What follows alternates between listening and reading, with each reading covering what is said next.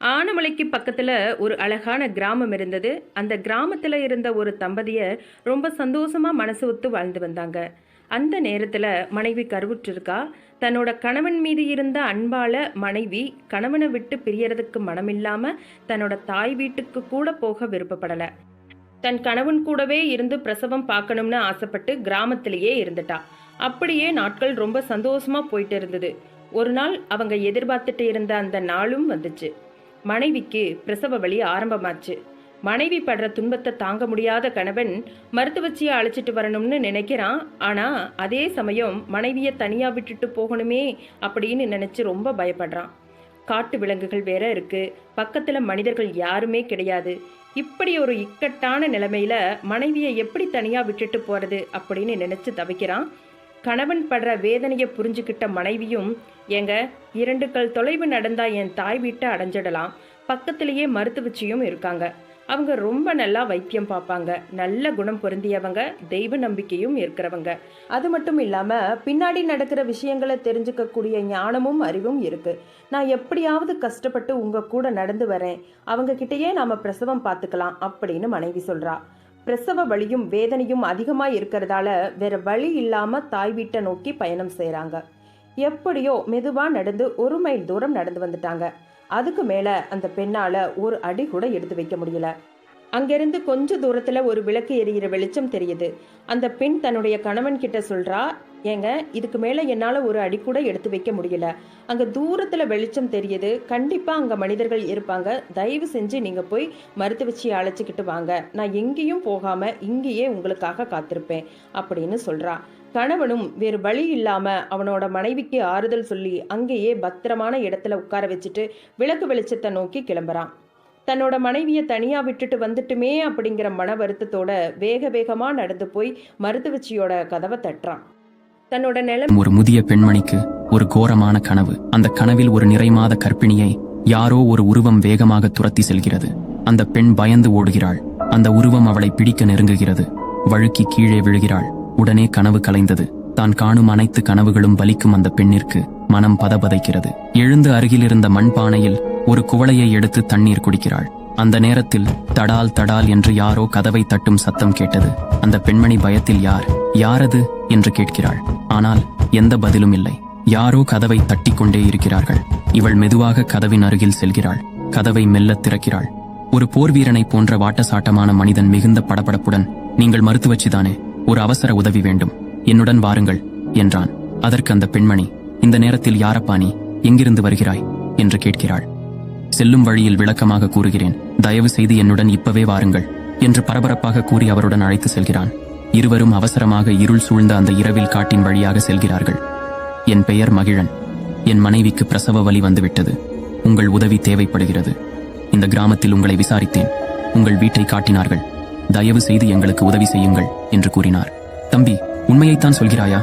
ஏனெனில் இந்த பகுதியில் சில காலங்களாகவே யாருக்கும் குழந்தை பேறு கிடைப்பதில்லை. அப்படியே கிடைத்தாலும் அந்த குழந்தை உயிருடன் பிறப்பதில்லை என்று அந்த பெண்மணி கூறினார். அது ஏன் என்று மகிழன் கேட்டார்.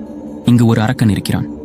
ஏதேனும் பெண் கருவுற்றால் அந்த பெண் நிறைமாத காலம் நெருங்கும் போது, அவள் தனியாக இருக்கும் போதோ அல்லது அவள் தனியாக செல்லும் போதோ மிளகாயை அரைத்து அவள் வயிற்றில் தடவி விடுவான் அல்லது அவள் மீது தெளிப்பான். உடனே அந்த பெண்ணின் கரு சிதைந்துவிடும்.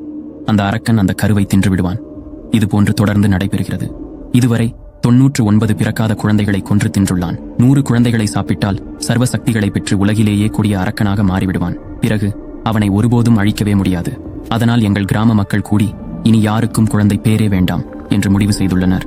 இதனால் இந்த கிராமத்தில் குழந்தை பிறந்து பல காலமாகிறது. எந்த தெய்வமும் எங்களுக்கு உதவி செய்யவில்லை.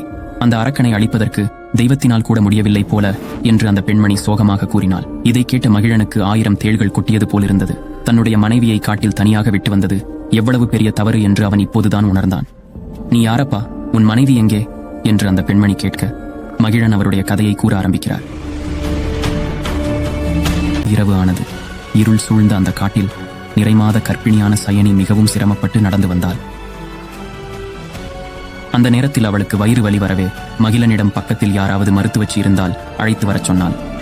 மனைவியை தனியாக விட்டு செல்வதற்கும் அவனுக்கு பயம். ஆனால் அதற்கு மேல் அவளால் ஒரு அடி கூட எடுத்து வைக்க முடியவில்லை. சற்று தூரத்தில் பார்த்தால் விளக்கு ஒளி தெரிந்தது. அச்சமயம் கணவனிடம், என்னால் இனி ஒரு அடி கூட எடுத்து வைக்க முடியாது, தாங்கள் சென்று அந்த விளக்கு வெளிச்சத்தில் மனிதர்கள் இருப்பார்கள், அங்கு மருத்துவச்சியும் இருப்பார்கள், தயவு செய்து அழைத்து வாருங்கள். நான் எங்கும் போக மாட்டேன், இங்கேயே அமர்ந்திருக்கிறேன் என்று உறுதிபட கூறினாள். கணவன் வேறு வழியின்றி அவளை அங்கு அமர வைத்துவிட்டு வெளியே விளக்கு வெளிச்சத்தை நோக்கி செல்லலானான். மருத்துவச்சியை தேடி மலை கிராமத்திற்கு சென்றார். இவ்வாறு தன் கதையை மருத்துவச்சியிடம் கூறினான் மகிழன். அதை கேட்டு அந்த பெண்மணி அதிர்ந்து போனாள். ஐயோ, என்ன காரியம் செய்தாய் தம்பி? யாராவது இந்த காட்டில் கர்ப்பஸ்தரி மனைவியை தனியாக விட்டு வருவார்களா என்று கேட்டாள். இருவரும் விரைவாக சயனி இருந்த இடத்தை நோக்கி சென்றார்கள். ஆனால் அங்கு அவள் இல்லை. இது என்ன இறைவா சோதனை என்று வருந்திக் கொண்டிருக்க இன்னொரு புறம் இலைத்தலைகள் வேகமாக அசையும் சத்தம் கேட்டது. தூரம் தள்ளி சென்று பார்த்தார். அப்பொழுது அவர்கள் அங்கு கண்ட காட்சி மயிர்கூச்செறிய வைத்தது, ரத்தம் உறைய வைத்தது. அங்கே ஒரு அகோரமான உருவம் தன் மனைவியை துரத்தி செல்வதை கண்டான் மகிழன். உடனே நொடிப்பொழுதில் இவனும் பின்னால் ஓட ஆரம்பித்தான். ஆனால் ஓரிடத்தில் மூர்ச்சையாகி கீழே விழுந்தான். மிளகாய் நெடி வீசிய ஓரிடத்தில் சயனி தடுக்கி விழுந்தாள். ஒரு பெரிய கருத்த உருவம் ஒன்று இவளை நோக்கி கையை நீட்டிக் கொண்டு வந்தது. அது கண்டு அவள் பயந்து எழ முடியாமல் எழுந்து ஓட ஆரம்பித்தாள். ஆனால் ஓரளவுக்கு மேல் ஓட முடியாமல் என்னை விட்டுவிடு என்று அந்த அரக்கனிடம் கெஞ்சினாள்.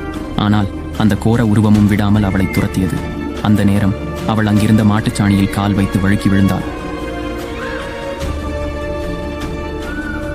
அதே நேரத்தில் அரக்கன் மிளகாயை அவள் மீது தூவ அவள் வானளாவி பராசக்தி ரூபம் எடுத்து பயங்கர ஜோதி ரூபமாய் கோடி சூரிய பிரகாசமாக தோன்றி நீண்ட உருவமாய் திறந்த வாயுடனும் கைகளில் வேலுடனும் ஆயுதங்களுடனும் அந்த கரிய கொடிய அரக்கனை நோக்கி வந்து அவனுடைய மார்பை பிளந்து அவள் காலடியில் போட்டாள்.